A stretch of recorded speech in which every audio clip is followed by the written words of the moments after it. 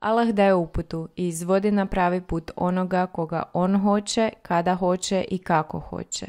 Sa YouTube kanala One Pet Network prenosimo video o Jeff Lawtonu kao jedno lijepo svjedočanstvo življenja vjere. This man may have the secret to solving world hunger.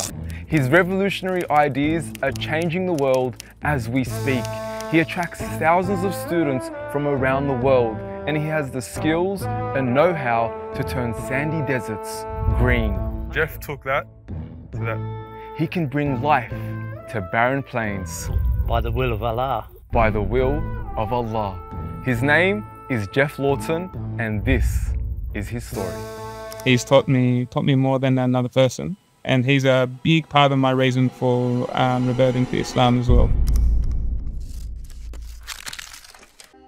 We're here in Zaytuna Farm, a 66-acre property in the northern rivers of New South Wales, Australia, in a village called the Shannon. Na prvi pogled izgleda kao samo divlja šuma s gustim rastom drveća i grmlja posvuda. A lot of people would look at this and not understand what's going on because it's quite complex.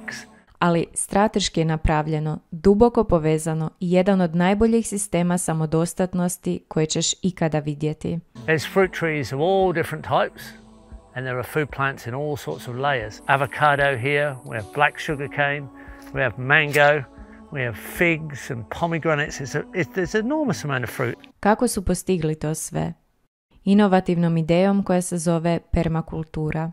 Permakultura je novotvorenica ovog čovjeka, Bill Mollison, koji je bio učitelj Jeffu Lawtonu.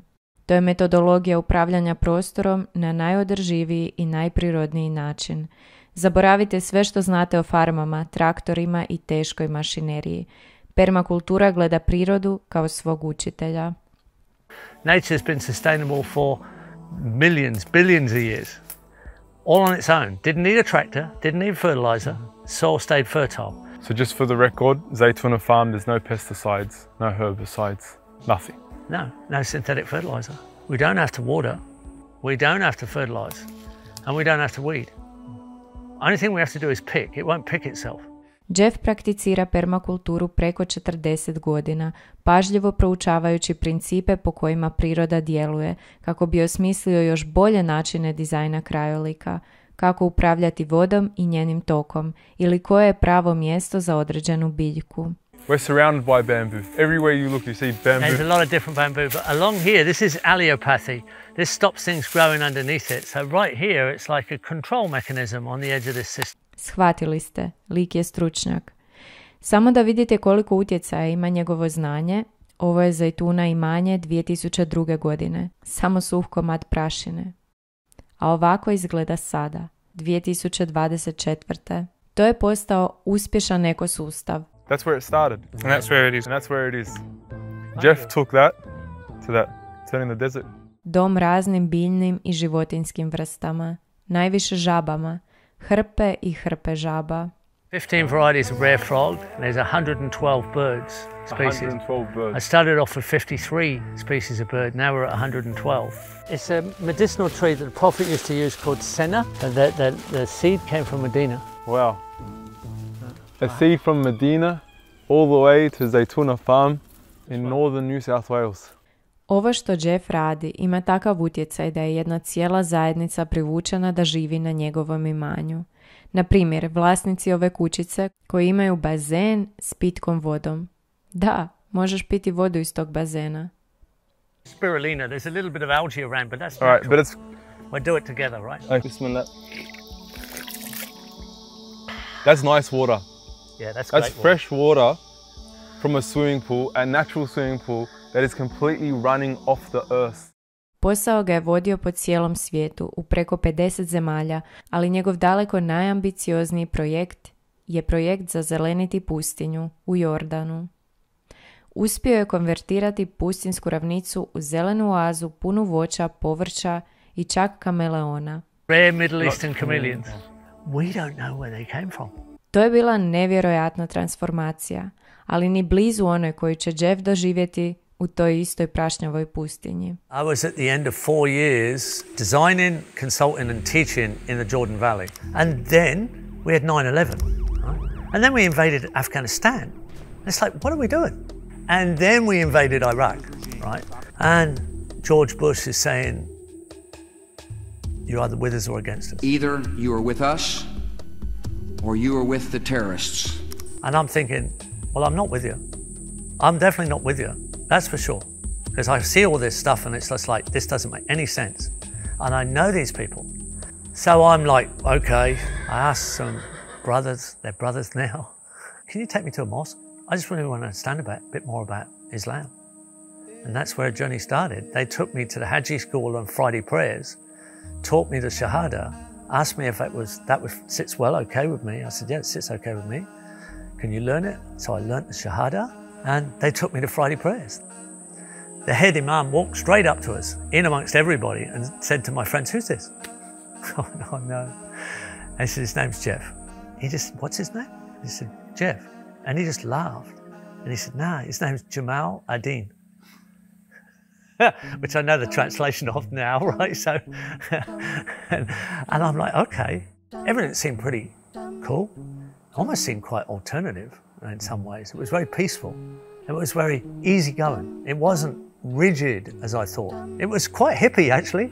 Peace be with you, you know, salam alaikum, you know, don't have an ego and show off your body. Može se reći da mu je islam bio potpuno prirodan, a može se reći da je prirodno da se desi ovo što se iduće desilo. Jeff je upoznao Nadiju, Palestinku iz Jordana. When I came and I told my mom, look, you remember that blue eyes guy, Jeff, the one teach permaculture? I said, yes. I said, wow, he's interested on me and he wants to marry. And then I'm just really like, oh, Mom, what to do? He said, leave it with me. And she went to my dad and she said, look, one lady here in the village, a guy, he became a Muslim and he interested to marry her, but her dad refused. And he said, why? He said, like, he's Ahmad, like, she basically.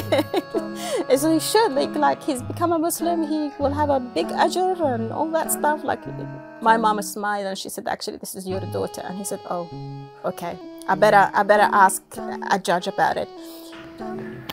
I had to go to get a certificate to be a Muslim.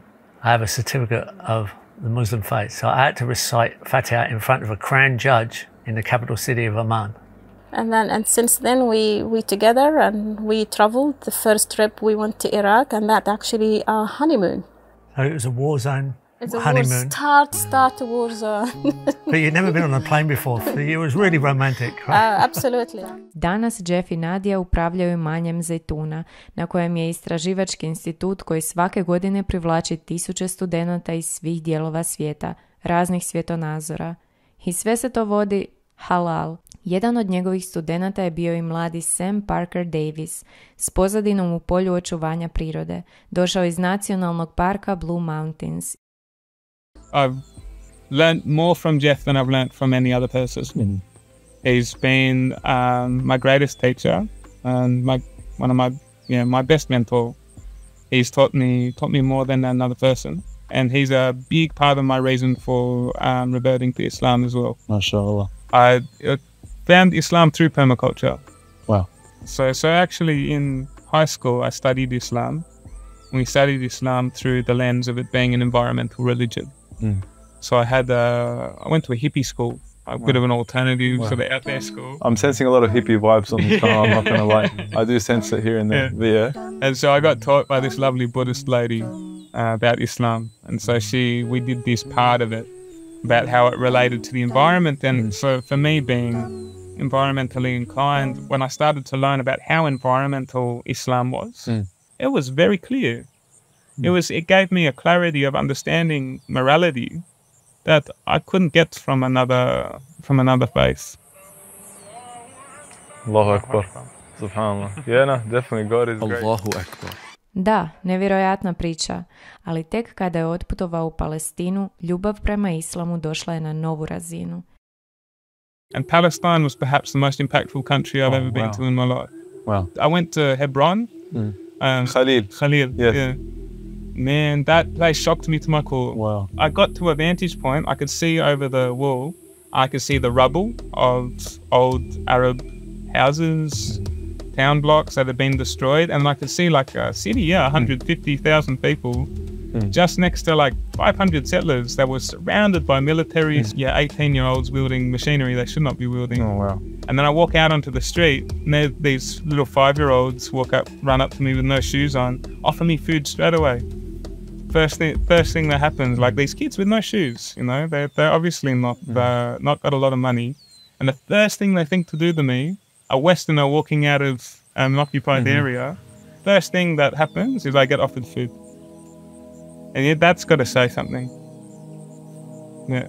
So I think the kindness of the Palestinians, more than any other people I met, showed me truly what Islam was. Za mladog Sema, Islam je način života koji osnažuje njegovu ljubav za okoliš i njegovog stvoritelja, Allaha. The more and more I was here, the more and more I saw Islam as something holistic and complete. And to the point where even the time you woke up, it was the healthiest time. And the time you went to bed, it was the healthiest time. And then I went through Ramadan being only eating raw food. And I started to see a side of Islam that Islam is built for the person who stewards the land. Islam is built for the person who works with their hands. And I truly believe, because subhanAllah, the Prophet, peace be upon him, he worked with his hands and he knew these truths. Yes. For us to interact with and try to understand the vastness of creation and the profundity of creation, the absolute awe of creation, I think we would never truly understand or never even start to grasp how beautiful this creation is without interacting with it. If we live a disconnected life, a life disconnected to creation, we work a 9-to-5 job, we sit in an office, we think about mundane things that we must do in order to survive, in order to put food on the table. We're not thinking about, wow, how did these tomatoes grow from that tomato plant and end up on my plate? Like I would if I picked a tomato from a plant, you know? That's not something that's easily thought about when you're just sitting at a table, when you're tired from work. And the closer and closer you live to nature, the more and more easy it is to be in absolute awe of the life that you live, of the world that we live in, to be in absolute connection with God, which is what awe is. If we're in awe of creation, how can we not be in awe of our Creator? How can we not be in love with God? To je holistički način života i razumijevanja vjere koji se utka u srž zejtuna imanja. One thing I noticed about Islam was it takes the complications out of life. If you take it as pure sunnah, you know, and try and live like the Prophet, right, as best you can, right, peace be upon him, you're taking the complications out of life. And when you read, and I've read the translation of the Quran, of course, it's like an instruction manual of how to live. So it sets out the Sharia law in such a peaceful way that's all done for you, right? So you just get on with life after that. It's very peaceful feeling toward the Islam and toward the Prophet and toward the permaculture. I feel like this is the only way we could actually live. And if it's not living this way, I think it's part of the Sunnah is missing. Oh, she's taught me a lot of wisdom about life in general, all of life. There's lots of wise words come out of my wife's mouth, I can tell you. She's my rock. I go back to the rock and ask. She's got the solid base. Ovo je bilo dubinsko razumijevanje vjere, od kojeg smo mi koji živimo u gradu odvojeni. If you do the right thing in this life, and you live a good life, and you get judged well, you end up in paradise, where there's a forest of food and fruit and clear water running underneath. Yeah, where are we right now? In a garden.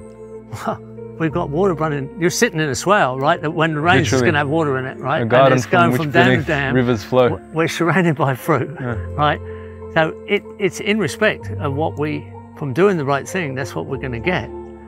The Prophet Muhammad sallallahu alaihi wasallam, he would say that if one of you was to see the hour approach and within his hand was a seed, he should plant it. Even if he knows then and there that everything was going to end, he should still plant that seed. When you pass away, what legacy do you want to leave behind? This farm hopefully will be a legacy, and that's why I made it an eco-farming community and registered a cemetery on the farm.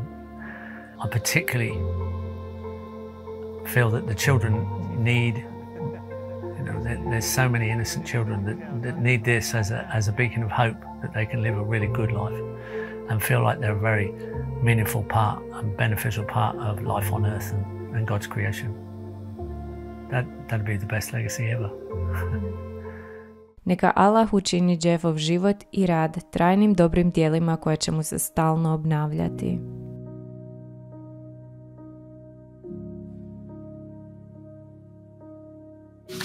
Mi, tvoji studenti, već smo dio tvoje ostavštine, Jeff. Tvoj rad u permakulturi je džihad, nema sumnje. Džihad i dobro djelo za cijelo čovječanstvo, koje ti se stalno vraća. Neka Allah blagoslovi tebe i tvoju obitelj. Amen. Baš kao što se u permakulturi vrijednosti stalno obnavljaju, jednom kada se taj jednostavan, urođen i prirodan princip postavi, tako funkcionira i život. Daje dobre plodove za onoga koji ga je dobro postavio i dobra djela mu se stalno vraćaju i umnažaju i obnavljaju. Neka i naši životi i rad budu po tom principu i neka se uspijemo organizirati da i kao narod možemo sakupljati dobre plodove na ovom i što je bitnije na onom svijetu. Eto, to je islam, to je ono o čemu je Marko pisao u svojoj prvoj knjizi dok je još bio kršćanin 2006. godine. Hrana je oružje kojim se mora raspolagati i djelotvorno upravljati da nas se ne bi s tim istim oružjem u tuđim rukama lagano pokorilo i upropastilo, ne samo u ovom prolaznom svijetu, nego i za vječnost u koju smo pozvani. Hrvatska mora biti u potpunosti GMO zaštićeno područje i na tome graditi i svoj međunarodni identitet jednako kao i nacionalni suverenitet. Po procjenama stručnjaka, Hrvatska može relativno komotno proizvoditi hrane za godišnju potrebu više od 20 milijuna stanovnika i tolikom obimu proizvodnje treba težiti i što prije ga dostići, a ako se nadmaši, tim bolje. Ministarstvo poljoprivrede ima zadaću provoditi besplatnu razdiobu zemlje svima koji će raditi i proizvoditi na toj zemlji. Spremišta robnih rezervi imaju se tako graditi da budu strateški raspoređena po cijeloj Hrvatskoj i svaka županija i svaki grad, manji i veći, moraju imati svoje strateške prehrambene rezerve. Poljoprivredna proizvodnja i očuvanje samog sela sa seljacima biti će poticana svuda u skladu s regijom, podnebljem i čuvajući tradicionalne vrednote. Napravit će se plan izrade malog i srednjeg seoskog obiteljskog gospodarstva koje će biti uklopljeno u sveobuhvatni urbanistički plan izgradnje sela, gradova, županija, regija i države. Planiranjem proizvodnje i urbanističkim osmišljavanjem posebno se treba paziti na očuvanje okoliša od zagađivanja i očuvanje zatečene bioraznolikosti. Temeljni nositelji poljoprivredne proizvodnje ima biti velik broj i svugdje prisutna obiteljska gospodarstva, a nakaradne tvorevine poput poljoprivrednih kombinata više neće moći postojati.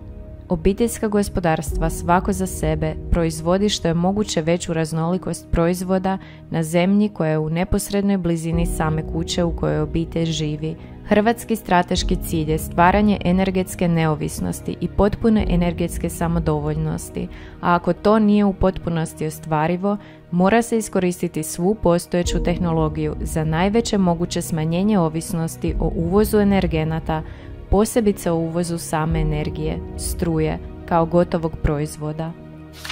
Izvučeni su samo citati o poljoprivredi, ali svi su sustavi objašnjeni i povezani. Monetarni se nastavlja na poljoprivredni, poljoprivredni na energetiku i urbanizam i tako dalje. Sve je jedan živi sustav koji kada se uspostavi, može se dalje održavati i napredovati s puno manjim ulaganjima. Ukratko, Marko je osmislio permakulturu države. Ako pogledamo bilo koju definiciju permakulture koja se nudi, sistem koji vrijedi za obitelj, zajednicu, može se proširiti i jedino ima smisla da se proširi i gleda na razini naroda, države. Danas, s internetom i globalizacijom, imamo proširen teritorij povezanosti i utjecaja.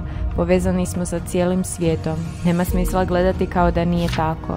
Ako Bog da, prvo sebe počeš individualno sredimo, postavimo na pravo mjesto, to je taj veliki džihad sa samim sobom, a onda idemo na ovo, ajde recimo, nacionalno, narodno oslobođenje i povezivanje, ali ne staje se na tome, to nije smisao toga, nego moramo djelovati da dopremo do što višeg prostora cijelog svijeta, kao Banovina Horosan, znači mjesto odakle će krenuti vojska svjetla koja će cijeli svijet, ako Bog da, osloboditi ove tiranije, sotonizma i zla. To. Znači tu moramo aktivno djelovati. Reci što ti hoćeš, što si htio reći? Vidio si cvjetić? Da, ali nemoj ga ubrati. Samo ga možeš gledati. Znaš, pusti ga neka živi. Ako nema razloga da ga se bere, on tu treba biti. Da može pčela doći na njega, da može neki drugi kukac doći, da cijeli ovaj životni ciklus lijepo ovdje egzistira i postoji. Znaš? Jesi vidio pčele ovdje tamo koje su bile? Znaš da ima ovdje pčela, tako da ovdje med je posebno fin od ovih pčela. Jel voliš jesti med? Da, da. A vidiš kako pčele, znači ako ti sad ubereš jedan cvijet i onda ta pčela koja bi radila med ne bi imala taj cvijet na koji bi mogla doći. I onda na kraju dođemo do toga da mi nemamo meda u kući. Znaš, zato trebamo paziti i kada pazimo i kada slijedimo uputu stvoritelja, uputu gospodara, onda sve lijepo se slaže jedno za drugim. Pustimo cvijeće ovdje da raste. Što sam ti rekao, da pčele imaju za med raditi. Znaš, to moramo pustiti, ne smijemo ovdje uništavati, ovdje smo došli, ovdje je Bog nama dao, zemlju nam je dao, zemlju dao čovjeku da pazi na zemlju, da budemo ovdje namjesnici na zemlji. I moramo paziti i čuvati zemlju. Pozvati sve ljude da također, koliko mogu, isto iskoriste ove ljepote stvoritelja koje nam je dao i da kroz stvoreno spoznaju stvoritelja. Jer sve je ovdje na taj način postavljeno i sve je ovdje na taj način dano posjednicima razuma da shvate i da razumiju i ovaj svijet i naše mjesto u ovom svijetu i našu zadaću i naše poslanje i naravno za ono konačno, za odlazak sa ovog svijeta na onaj idući svijet koji vidite koliko je svijet predivan, prekrasan, i zemlja, i biljke, trave, cvijeće, stabljike, kamenje, vjetar, nebo, oblaci, sunce na nebu, sve tako predivno, evo, ptičice koje cvrkuću, a onaj svijet je višestruko još ljepši i još bolji. I u novom svijetu smo samo u jednoj tranziciji prema idućem svijetu i s tom porukom bi evo za danas završio. Još jednom puno hvala svima koji su pomogli. Borba se nastavlja. Čujemo se, vidimo se ako Bog da. Svako dobro želim. Doviđenja.